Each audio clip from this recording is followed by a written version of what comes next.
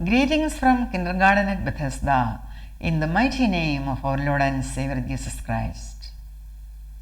Dear sisters and brothers, നമ്മുടെ കർത്താവിൻ്റെ സ്വർഗാരോഹണം നാം അനുസ്മരിച്ചതിന് ശേഷമുള്ള ആദ്യത്തെ ഞായറാഴ്ചയായ ഇന്ന് നാം ചിന്തിക്കുവാൻ പോകുന്നത് എന്നേക്കും നമ്മോടുകൂടെ ഇരിക്കേണ്ടതിനായി യേശുക്രിസ്തു നമുക്ക് വാഗ്ദത്തം ചെയ്ത പരിശുദ്ധാത്മാവിനെക്കുറിച്ചാണ്. Holy Spirit, promise of the indwelling presence.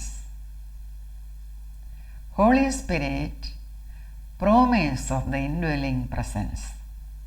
വിശുദ്ധനായ യോഹന്നാൻ ശ്ലീഹ എഴുതിയ സുവിശേഷം 14-ാം അധ്യായം 15 മുതൽ 21 വരെയുള്ള വാക്യങ്ങളാണ് നമ്മുടെ പഠനത്തിനായി ഇന്ന് നമുക്ക് നൽകപ്പെട്ടിരിക്കുന്ന പ്രധാന വചനഭാഗം. നമുക്ക് വായിക്കാം. യേശു പറയുന്നു, നിങ്ങൾ എന്നെ സ്നേഹിക്കുന്നു എങ്കിൽ എൻ്റെ കൽപ്പനകളെ കാത്തുകൊള്ളും. എന്നാൽ ഞാൻ പിതാവിനോട് ചോദിക്കും, അവൻ സത്യത്തിൻ്റെ ആത്മാവ് എന്ന മറ്റൊരു കാര്യസ്ഥനെ എന്നേക്കും നിങ്ങളോട് ഇരിക്കേണ്ടതിന് നിങ്ങൾക്ക് തരും. ലോകം അവനെ കാണുകയോ അറിയുകയോ ചെയ്യായ്കയാൽ അതിന് അവനെ ലഭിപ്പാൻ കഴിയുകയില്ല. നിങ്ങളോ അവൻ നിങ്ങളോടുകൂടെ വസിക്കുകയും നിങ്ങളിൽ ഇരിക്കുകയും ചെയ്യുന്നതുകൊണ്ട് അവനെ അറിയുന്നു. ഞാൻ നിങ്ങളെ അനാഥരായി വിടുകയില്ല. ഞാൻ നിങ്ങളുടെ അടുക്കൽ വരും. കുറഞ്ഞൊന്ന് കഴിഞ്ഞാൽ ലോകം എന്നെ കാണുകയില്ല, നിങ്ങളോ എന്നെ കാണും. ഞാൻ ജീവിക്കുന്നത് കൊണ്ട് നിങ്ങളും ജീവിക്കും. ഞാൻ എൻ്റെ പിതാവിലും നിങ്ങൾ എന്നിലും ഞാൻ നിങ്ങളിലും എന്ന് നിങ്ങൾ അന്ന് അറിയും. എൻ്റെ കൽപ്പനകൾ ലഭിച്ച് പ്രമാണിക്കുന്നവൻ എന്നെ സ്നേഹിക്കുന്നവൻ ആകുന്നു. എന്നെ സ്നേഹിക്കുന്നവനെ എൻ്റെ പിതാവ് സ്നേഹിക്കുന്നു. ഞാനും അവനെ സ്നേഹിച്ച് അവന് എന്നെ തന്നെ വെളിപ്പെടുത്തും. ഇസ്കരിയോത്താവല്ലാത്ത യൂദ യേശുവിനോട്, കർത്താവേ, എന്ത് സംഭവിച്ചിട്ടാകുന്നു നീ ലോകത്തിനല്ല ഞങ്ങൾക്കത്രേ നിന്നെ വെളിപ്പെടുത്തുവാൻ പോകുന്നത് എന്ന് ചോദിച്ചു. യേശു അവനോട്, എന്നെ സ്നേഹിക്കുന്നവൻ എൻ്റെ വചനം പ്രമാണിക്കും. എൻ്റെ പിതാവ് അവനെ സ്നേഹിക്കും. ഞങ്ങൾ അവൻ്റെ അടുക്കൽ വന്ന് അവനോടുകൂടെ വാസം ചെയ്യും. യേശുക്രിസ്തുവിൻ്റെ ക്രൂശീകരണത്തിന് മുമ്പ് തൻ്റെ ശിഷ്യന്മാരെ കൂട്ടിവരുത്തി അവരോട് പറഞ്ഞ കാര്യങ്ങളാണ് നാം ഇവിടെ വായിച്ചു കേട്ടത്. യോഹന്നാൻ്റെ സുവിശേഷത്തിൽ തന്നെ 13, 14, 15, 16, 17 അധ്യായങ്ങൾ യേശുക്രിസ്തുവിൻ്റെ വിടവാങ്ങൽ പ്രസംഗം എന്നാണ് അറിയപ്പെടുന്നത്. Farewell discourse. താൻ പറഞ്ഞതെല്ലാം കേട്ട് മനം കലങ്ങിയ ആ ശിഷ്യഗണങ്ങളെ യേശു ആശ്വസിപ്പിക്കുവാൻ ശ്രമിച്ചു. യേശു പറഞ്ഞു, ഞാൻ വേഗം പോകും, അവരെന്നെ അറസ്റ്റ് ചെയ്യും, കഷ്ടതരമായി അവർ എന്നെ കുരിശിൽ തറച്ച് കൊല്ലും. പക്ഷേ 3 നാൾ കഴിഞ്ഞ് ഞാൻ ഉയർത്തെഴുന്നേൽക്കും. ഞാൻ സ്വർഗാരോഹണം ചെയ്യും, എന്നിട്ട് പരിശുദ്ധാത്മാവിനെ ഞാൻ നിങ്ങളുടെ മേലിറക്കും.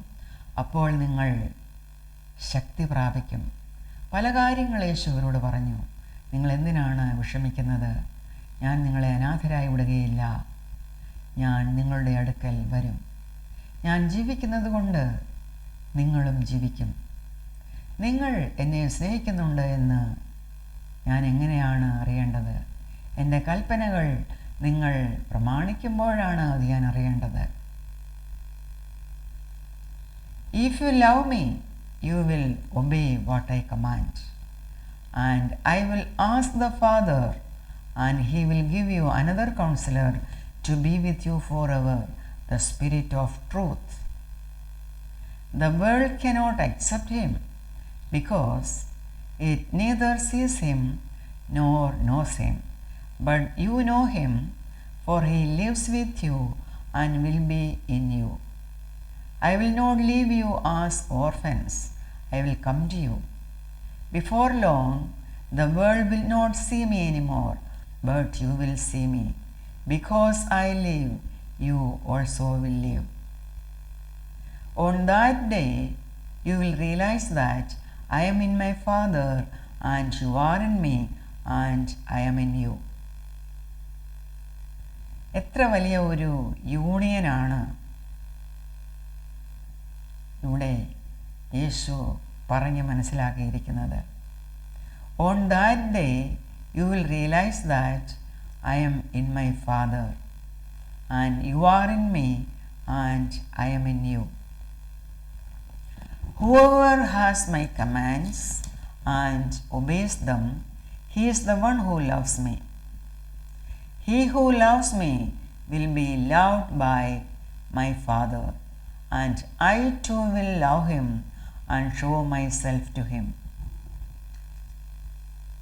യഥാർത്ഥത്തിൽ ഇവിടെ നടന്നത് ക്രിസ്തുവിനെ പറ്റിയുള്ള അല്ലെങ്കിൽ ക്രിസ്തുവിൻ്റെ ഒരു മാനിഫെസ്റ്റേഷനാണ്. We are led up to the full manifestation of Christ. പിതാവാം ദൈവം പുത്രനെ ഏൽപ്പിച്ച ആ ദൗത്യം അതനുസരിച്ച് അത് മുഴുവൻ നിവർത്തിച്ചു. ഇനി ദൈവത്തെ നാം സ്നേഹിക്കുന്നുവെങ്കിൽ ദൈവത്തിൻ്റെ കൽപ്പനകൾ നാം പ്രമാണിക്കണം. അപ്പോഴാണ് പരിശുദ്ധാത്മാവ് നമ്മളിൽ വരുന്നതും നമ്മിൽ വസിക്കുന്നതും.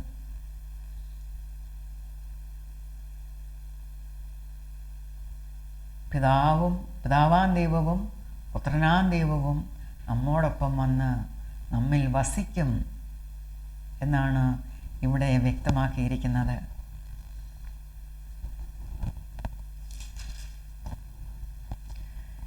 If anyone loves me, he will obey my teaching. My Father will love him, and we will come to him and make our home with him.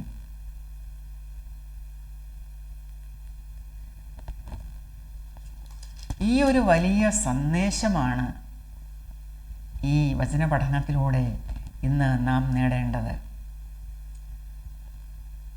യോഹന്നാന്റെ സുവിശേഷത്തിൽ തന്നെ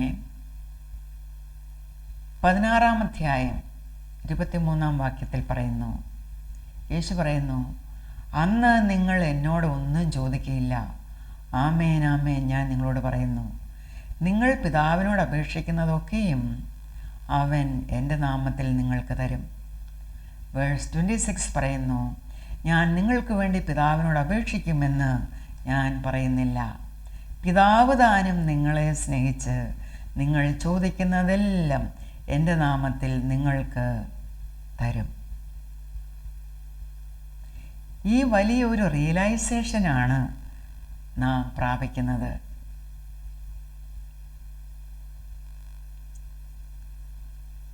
കർത്താവിൻ്റെ കൽപ്പനകൾ, യേശുക്രിസ്തുവിൻ്റെ കൽപ്പനകൾ നാം പ്രമാണിച്ചാൽ നമ്മെ പിതാവ് സ്നേഹിക്കുന്നു, പിതാവ് താനും നമ്മെ സ്നേഹിക്കുന്നു.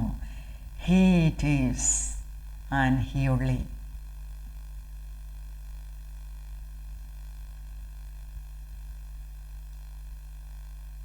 പിതാവ് യേശുക്രിസ്തുവിനെ സ്നേഹിച്ചതുപോലെ തന്നെ നമ്മെയും സ്നേഹിച്ചിരിക്കുന്നു. ഏറ്റവും വലിയ ഒരു റിസൾട്ട് നമുക്ക് ലഭിക്കുന്നത് ഇവിടെ യോഹന്നാൻ തന്നെ 17-ാം അധ്യായം 21-ാം വാക്യത്തിൽ പറഞ്ഞിരിക്കുന്നു. ഇവിടെ യേശു പിതാവിനോട് പറയുകയാണ്, പിതാവേ, നീ എന്നിലും ഞാൻ നിന്നിലും ആകുന്നത് പോലെ അവരും, അതായത് നാമും നമ്മിൽ ഒന്നാകേണ്ടതിന് നീ എന്നെ അയച്ചിരിക്കുന്നു. യേശുക്രിസ്തുവിനെ പിതാവ് ലോകത്തിലേക്ക് അയച്ചത് പിതാവാം ദൈവവും പുത്രനാം ദൈവവും ഒന്നായിരിക്കുന്നത് പോലെ നാമും ആ ദൈവത്തിൽ ഒന്നാകേണ്ടതിനാണ്. നീ എനിക്ക് തന്നിട്ടുള്ള മഹത്വം ഞാൻ അവർക്ക് കൊടുത്തിരിക്കുന്നു എന്നാണ് യേശുക്രിസ്തു പിതാവിനോട് പറയുന്നത്. പിതാവേ, നാം ഒന്നായിരിക്കുന്നത് പോലെ ഈ ജനവും ഒന്നാകേണ്ടതിന് ഞാൻ അവരിലും നീ എന്നിലുമായി അവർ ഐക്യത്തിൽ തികഞ്ഞവരാകേണ്ടതിന് തന്നെ. ഇത്ര വലിയ പദവിയാണ് യേശുക്രിസ്തുവിലൂടെ ദൈവം നമുക്ക് നൽകിയിരിക്കുന്നത്. എത്ര വലിയ ഒരു പ്രിവിലേജാണിത്. ഇന്ന് ഈ തിരുവചന പാഠം നാം പഠിക്കുമ്പോൾ നാം മനസ്സിലാക്കേണ്ടത് ഈ വലിയ സത്യമാണ്. സത്യത്തിൻ്റെ ആത്മാവായ പരിശുദ്ധാത്മാവിനെയും ദൈവവചനത്തെയും അവഗണിച്ച് ജീവിച്ച ഒരു ജനതയ്ക്ക് നേരിടേണ്ടി വന്ന കഷ്ടതകളും അവരുടെ മൂല്യച്യുതിയും അപജയവും, അതായത് കൾച്ചറൽ കൊളാപ്സ്, പ്രവാചകനായ യെശയ്യാവ് വിവരിച്ചിരിക്കുകയാണ് 59-ാം അധ്യായം 14 മുതൽ 21 വരെയുള്ള വാക്യങ്ങളിൽ. പഴയ നിയമത്തിൽ നിന്നുള്ള ഈ വചനഭാഗം നമുക്ക് തുടർന്ന് പഠിക്കാം. ഈ ജനത മറ്റാരുമായിരുന്നില്ല, പ്രവാസത്തിൽ പോയ യഹൂദ ജനതയായിരുന്നു. അവർ ദൈവത്തോട് കംപ്ലൈൻറ്റ് പറയുകയാണ്. എന്തുകൊണ്ടാണ് ദൈവം അവരുടെ പ്രാർത്ഥനകളും യാചനകളും നോമ്പും ഒന്നും കൈക്കൊള്ളാത്തത്? എന്തുകൊണ്ടാണ് ദൈവം അവരെ വിടുവിക്കാത്തത് എന്ന്. എന്നാൽ ഇത് ദൈവത്തിന് ശക്തിയില്ലാഞ്ഞല്ല, അവരുടെ പാപങ്ങളുടെ ബഹുത്വ നിമിത്തമാണ് എന്ന് പ്രവാചകൻ പ്രവചിക്കുന്നു. ആ ജനതയുടെ ഇടയിൽ ദൈവം ഒരു മധ്യസ്ഥനെ അന്വേഷിക്കുകയാണ്. ഇവർക്ക് വേണ്ടി ഇടിവിൽ നിൽക്കുവാൻ, മധ്യസ്ഥ അണയ്ക്കുവാൻ. ഒരു മധ്യസ്ഥനെ കാണായികയാൽ ദൈവം തന്നെ ഇടപെടുന്ന കാഴ്ചയാണ് ഈ വചനഭാഗത്ത് നാം കാണുന്നത്. ദൈവം അവർക്ക് ദൈവവചനത്തിൻ്റെ പ്രസക്തിയും പരിശുദ്ധാത്മാവിൻ്റെ ആ ആവശ്യകതയും വ്യക്തമാക്കി കൊടുക്കുന്നു. Verse 14 onwards. So justice is driven back and righteousness stands at a distance.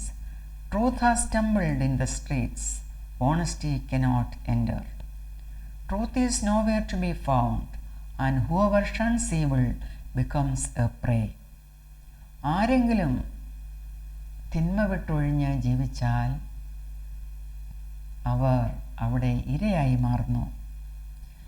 The Lord looked and was displeased that there was no justice. He saw that there was no one. He was appalled that there was no one to intercede. So his own arm worked salvation for him, and his own righteousness sustained him. He put on righteousness as his breastplate, and the helmet of salvation on his head. He put on the garments of vengeance and wrapped himself in zeal as in a cloak. According to what they have done, so will he repay wrath to his enemies and retribution to his foes. He will repay the islands their due.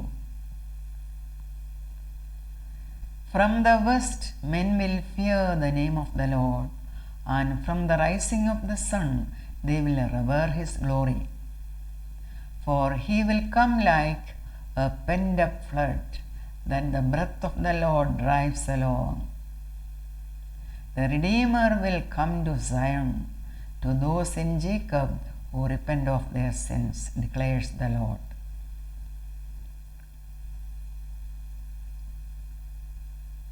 ഇനി ദൈവം പറയുകയാണ്, As for me, this is my covenant with them. My spirit weighs on you, and my words that I have put in your mouth will not depart from your mouth, or from the mouths of your children, or from the mouths of their descendants, from this time on and forever, says the Lord. അതായത്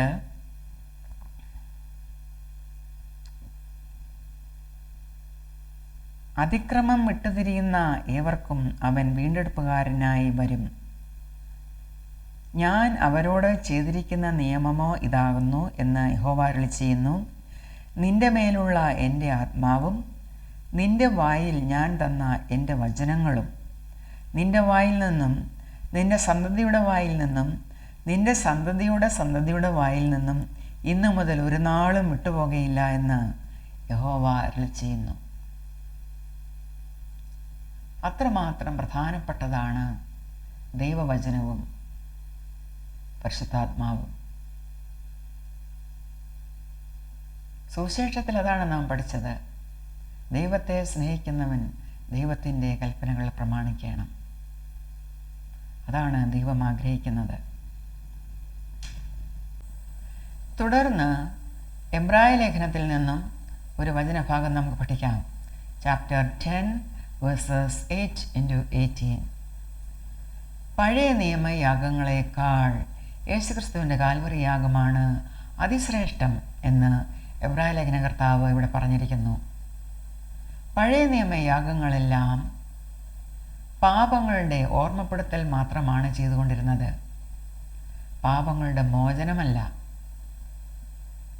ഞാൻ പാപിയാണ് എന്ന് എപ്പോഴും ഓർമ്മപ്പെടുത്തിക്കൊണ്ടിരുന്നു.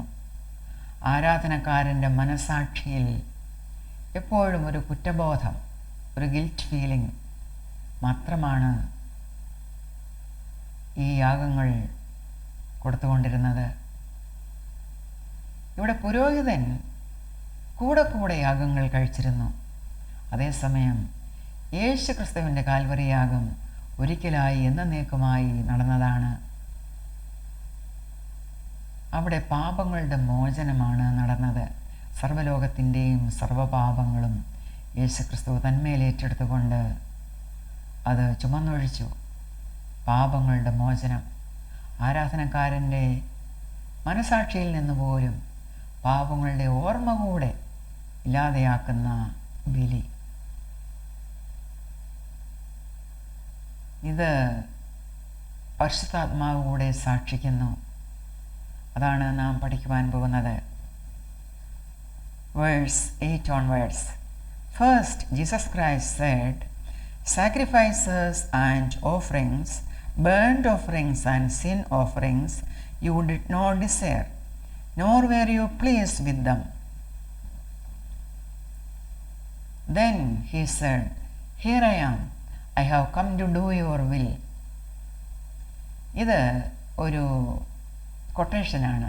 40-ാം സങ്കീർത്തനത്തിൽ നിന്നും എടുത്ത ഒരു quotation. Psalm 40 verses 6, 7 and 8. പിതാവാം ദൈവത്തോട് യേശുക്രിസ്തു പറയുകയാണ്, ഹനനയാകവും പാപയാകവും ഒന്നും ഇച്ഛിച്ചില്ല. യേശുക്രിസ്തു പറഞ്ഞു, ഇതാ ഞാൻ വരുന്നു. ഹോളി സ്ക്രിപ്റ്റേഴ്സിൽ, പുസ്തക ചുരുളുകളിൽ എന്നെക്കുറിച്ച് എഴുതിയിരിക്കുന്നുവല്ലോ, നിന്റെ ഇഷ്ടം ചെയ്യുവാൻ ഇതാ ഞാൻ എന്നെ തന്നെ സമർപ്പിക്കുന്നു എന്ന്. Jesus Christ sets aside the first to establish the second. And by that will we have been made holy through the sacrifice of the body of Jesus Christ once for all.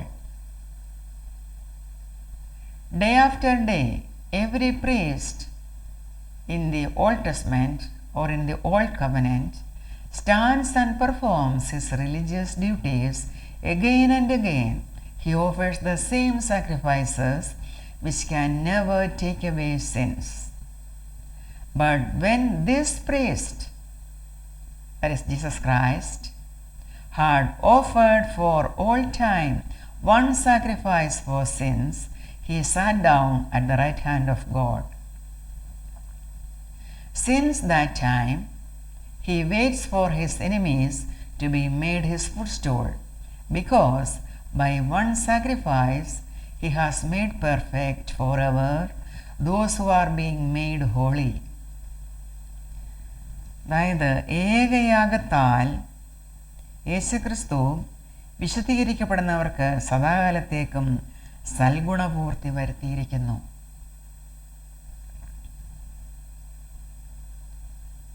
The Holy Spirit also testifies to us about this. First he says, "This is the covenant I will make with them. After that time, says the Lord, I will put my laws in their hearts, and I will write them on their minds." Then he adds, "Their sins and lawless acts I will remember no more. And where these have been forgiven, there is no longer any sacrifice for sin." പഴയ നിയമകാലത്ത് കൽപ്പനകൾ കല്ലിലാണ് എഴുതിയിരുന്നത്, കൽപ്പലകകൾ. അതേസമയം യേശുക്രിസ്തു തൻ്റെ കാൽവറിയാഗത്താൽ, അല്ലെങ്കിൽ യേശുക്രിസ്തുവിൽ വിശ്വസിക്കുന്നവർക്ക് പരിശുദ്ധാത്മാവ് ഈ ദൈവിക നിയമങ്ങൾ അവരുടെ ഹൃദയത്തിലാണ് എഴുതുന്നത്. "I will put my laws in their hearts and I will write them on their minds." അതായത് എപ്പോഴും നമുക്ക് ഓർമ്മ വരും, നമ്മുടെ മനസ്സിലാണ് അതുള്ളത്, ഹൃദയത്തിലാണ് അതുള്ളത്. പാപം ചെയ്യരുത്, തെറ്റ് ചെയ്യരുത്, അങ്ങനെ ഒരു ഓർമ്മപ്പെടുത്തൽ. നന്മ ചെയ്യുക, നല്ല കാര്യങ്ങൾ ചെയ്യുക, ദൈവത്തിന് നന്ദി പറയുക, ഇങ്ങനെ എപ്പോഴും ഒരു ഓർമ്മപ്പെടുത്തൽ നമ്മുടെ ഹൃദയത്തിൽ നിന്നും മനസ്സിൽ നിന്നും ഉണ്ടാകും. ഇവിടെ വലിയ ഒരു ഉറപ്പാണ് യേശുക്രിസ്തുവിൻ്റെ യാഗം മനുഷ്യർക്ക് നൽകിയത്. "Their sins and lawless acts I will remember no more." യേശുക്രിസ്തുവിൽ വിശ്വസിക്കുന്നവർക്ക് ഈ ഒരു വലിയ ഉറപ്പാണുള്ളത്. എൻ്റെ അകൃത്യങ്ങളും പാപങ്ങളും ഇനി ഞാൻ ഓർക്കുകയില്ല. പ്രിയ സഹോദരങ്ങളെ, പരിശുദ്ധാത്മാവാണ് ഈ വലിയ ഉറപ്പ്, അതുപോലെ ഈ ഓർമ്മ നമുക്ക് നൽകുന്നത്. ഈ പരിശുദ്ധാത്മാവിനെ നമ്മുടെ ഉള്ളിലേക്ക് നമുക്ക് ക്ഷണിക്കാം. നമുക്ക് ദൈവത്തോട് പ്രാർത്ഥിക്കാം. "Breathe on me, breath of God. Breathe on me,